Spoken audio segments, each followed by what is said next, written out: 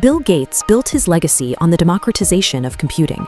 Along with Paul Allen, he transformed the personal computer from a niche hobby into the central tool of the modern workforce.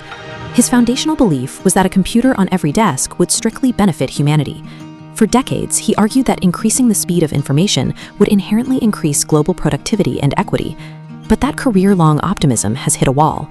The man who spent his life championing the digital revolution now warns of a coming shock that he describes as one of the most turbulent periods in our history.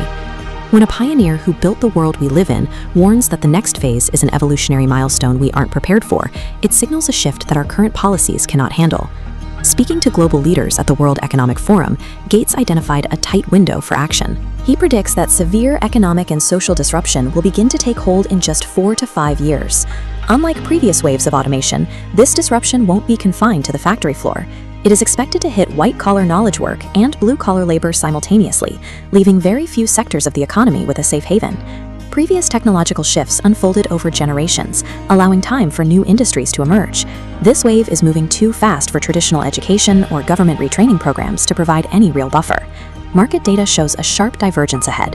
While corporate productivity metrics climb, entry-level white-collar employment drops significantly as AI takes over routine cognitive tasks. Economic gains concentrate exponentially at the top, widening the gap between corporate profit and the wages of the average worker. Gates points to a structural flaw in how we fund society. While we tax human labor to pay for safety nets, companies can treat investments in AI tokens or robots as deductible business expenses. Our current tax code is actually incentivizing this crisis. It makes machines the more tax-efficient choice for businesses, ultimately accelerating the displacement of human workers by design. Beyond the job market, the risks move into national security. AI models are already demonstrating the ability to write malware and find software vulnerabilities far faster than any human security team.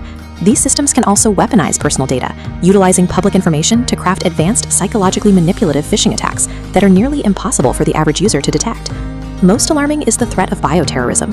Gates has warned that non-government groups could use open-source AI tools to design sophisticated biological weapons, bypassing traditional international monitoring. Traditional defense measures are reactive. They simply don't work against a threat that evolves, learns, and attacks at machine speed. There is also a psychological cost. For the first time, we have a generation of children growing up with AI chat companions that are always available and always compliant. When an algorithm is designed to be agreeable, it removes the social friction and disagreement that children need to develop critical thinking and social resilience. A generation raised by algorithms that never push back may lose the foundational interpersonal skills required to navigate the complexities of a real human society. To manage these threats, Gates argues we have to stop treating AI as a standard consumer product. It is a force that requires a level of containment typically reserved for nuclear power or biological agents. He is calling for an international governing body, modeled after global aviation or atomic energy commissions, to set strict development boundaries that every nation must follow. Unilateral action won't work. If one nation allows weaponized automation while others do not, the global balance of power shifts instantly. Instead, it requires high-stakes cooperation between rivals to set a global standard. We are in a race to redesign global diplomacy and taxation. If we wait for the technology to fully mature, it will move beyond our ability to govern it. Domestic policy will also have to change. Gates proposes creating a human reserve, a set of roles explicitly protected from automation, much like we protect national parks. These protected roles would be defined by their need for physical presence, complex human judgment, and genuine emotional trust. These are areas where the product being delivered is human connection itself. This would apply to healthcare delivery, physical therapy, and teaching. Even if a machine could deliver a diagnosis or lesson, a human being adds a layer of care that cannot be automated. Artificially protecting up to 40% of the job market for humans provides an essential social buffer.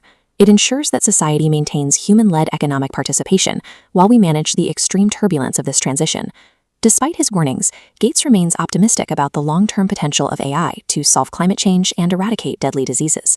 Aggressively managing this period of upheaval is what allows humanity to eventually realize those benefits. The focus is on surviving the short-term shock so we can reach the long-term breakthroughs. For individuals, the future will reward those who use these tools to augment their own judgment. The advantage will go to people who master AI toolsets rather than those who try to compete against their speed.